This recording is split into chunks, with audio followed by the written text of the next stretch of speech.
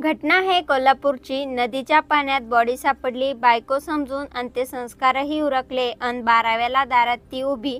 अख्ख्या कोल्हापुरात विचित्र घटनेची चर्चा। आपली बेपत्ता झालेली पत्नी समजून एका पुरुषाने नदीच्या पाण्यात मृत अवस्थेत सापडलेल्या एका दुसऱ्याच महिलेचे अंत्यसंस्कार केले, परंतु अचानक त्या व्यक्तीची पत्नी पुन्हा गावात आली आणि चर्चांना उधाण आले। कोल्हापूर जिल्ह्यातील उदगाव येथे घडलेली एक विचित्र घटना सध्या चर्चेत विषय ठरत आहे। एका व्यक्तीने आपली पत्नी समजून मृत अवस्थेत सापडलेल्या अनोळखी महिलेचे अंत्यसंस्कार आणि सर्व धार्मिक विधी केले। मात्र त्यानंतर त्याची पत्नी जिवंत असल्याची माहिती समोर आल्याने गावात एकच खळबळ उडाली। शिरोळ तालुक्यातील उदगाव येथे महेश महादेव ठाणेकर वय वर्ष 38 यांची पत्नी संजना ठाणेकर वय वर्ष 37 या 19 जुलैपासून बेपत्ता होत्या। याबाबत 23 जुलै रोजी जयसिंगपूर पोलीस ठाण्यात तक्रार दाखल करण्यात आली होती। या दरम्यान 29 जुलै रोजी मिरज तालुक्यातील बामणी येथे कृष्णा नदीपात्रात एक अनोळखी महिलेचा मृतदेह आढळून आला। नदीत सापडलेल्या महिलेची ओळख पटवण्यासाठी महेश ठाणेकर यांना मिरज शासकीय रुग्णालयात बोलावण्यात आले।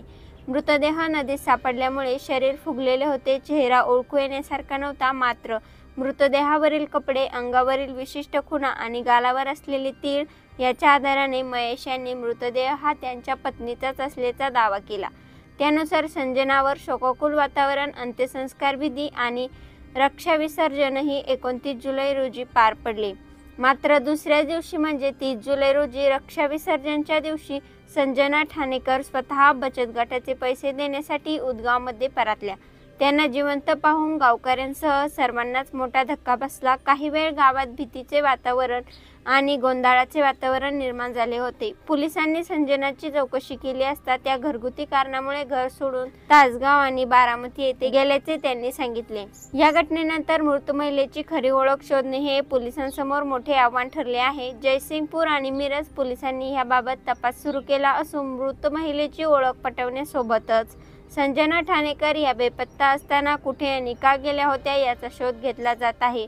या सर्व प्रकरणामुळे जरी ठाणेकर कुटुंबीय आनंदी झाले असेल तरी मृत अनोळखी महिलेला न्याय मिळावा अशी मागणी आता गावकऱ्यांकडून होत आहे।